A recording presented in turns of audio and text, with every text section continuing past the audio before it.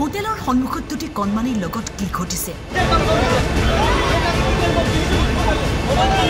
কিয় গ্ৰেপ্তাৰ হ'ল এই লোকজন ঢেকিয়াজুলিৰ এই ব্যৱসায়ীজনৰ বিৰুদ্ধে উঠিছে ভয়ংকৰ অভিযোগ লোকজনৰ কৰ্মকাণ্ডত হতচকিত সচেতন ৰাইজ কিন্তু লোকজনে এনে কি কাণ্ড কৰিলে চাওক আপুনি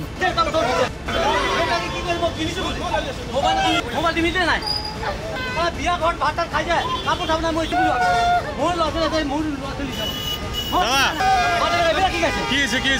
মোৰ মোবাইল লৈ গৈছে মোবাইল চুৰি কৰাৰ অভিযোগত ফুলকমলীয়া দুটি শিশুক যধে মধে প্ৰহাৰ কৰে এই লোকজনে চৰ ভুকু গুৰ সোধাই বীৰত্ব প্ৰদৰ্শন কৰে মোৰ মোবাইল লৈ গৈছে গম পাইছা নাই বিয়া ভৱনৰ ঘৰত ভাত খাই আহিছে মই সৰু পোৱালি কাপোৰ চাপোৰ নাই মই জুই লগাম আৰু ইয়াতে মোৰ দোকানটো শুই যাব ইহঁতে মোৰ মোবাইলটো লৈ যাব বুলি মই নাজানো নহয় মোবাইলৰ কাৰণে মোৰ মোবাইলটোৰ কাৰণে মোৰ বহুত ডকুমেণ্ট আছে গম পাইছা আপুনি এনেকৈ বেয়াকৈ মাৰিলে যদি পোৱালি নহয় বেয়া জেগাত লাগি কেনে মৰি গ'ল হয় কি কৰিলে হয় নহয় এইটো কথা নহয় পোৱালিকেইটা বহুত বদমাছ গম পাইছে নাই বদমাছ আপুনি আইনক দিয়ক বা মাইনটো গতাই দিয়ক নহয় মই এইটো মই মাৰা নাই গম পাইছে লোকজনৰ প্ৰহাৰত গুৰুতৰভাৱে আঘাতপ্ৰাপ্ত হৈ শিশু দুটি শিশু আক্ৰমণকাৰী লোকজনৰ কৰ্মকাণ্ডত হতচকিত ৰাইজে ভিডিঅ' ভাইৰেল কৰাৰ পাছতে আৰক্ষীয়ে ল'লে একশ্যন ছাৰৰ পৰা লগ ইনষ্ট্ৰাকশ্যন আহিছে যে ইমিডিয়েট একশ্যন ল'ব লাগে সেইমতে মানুহজনক সোধপোছ কৰি কেনে তাক গ্ৰেপ্তাৰ কৰা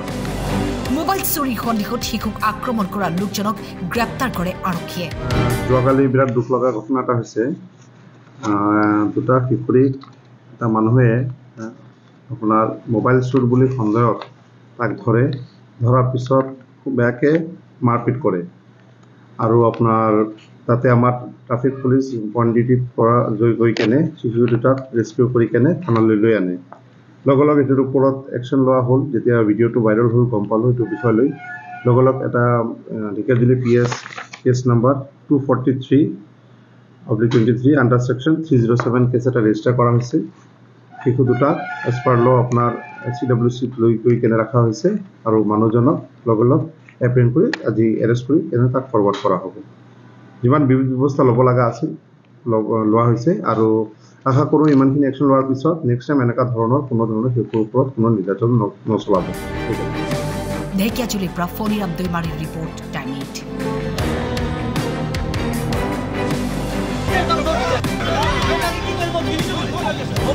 মোবাইল দিবিতে নাই বিয়া ঘৰত ভাত খাই যায় কাপোৰ চাব নাই মই মোৰ ল'ৰা মোৰ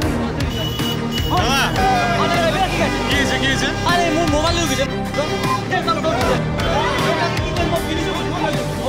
মোবাইল দিবিতে নাই বিয়া ঘৰত ভাত খাই যায় কাপোৰ চাব নাই মই মোৰ ল'ৰা মোৰ মোবাইল লৈ গৈছে